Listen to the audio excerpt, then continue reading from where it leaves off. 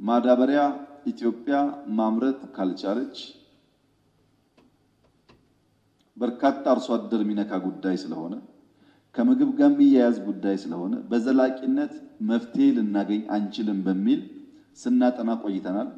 አሁን የህዳሴው ጉዳይ እንደምታውቁት ስለሆነ የህዳሴ ፊታችን ወደ ማዳበሪያ እናዞራለን። በተደረገው ጥናት ከ2.5 እስከ 3 ቢሊዮን ዶላር ይፈልጋል።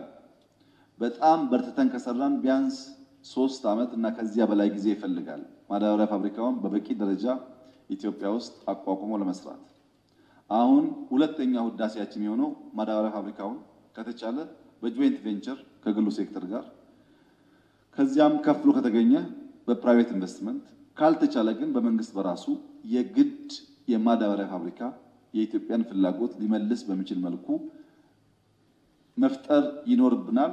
ምናልባት የሚቀጥለው ዓመት ሁነኛ ተግባራችን የሚጀምር ይሆናል ብዬ አስባለሁ።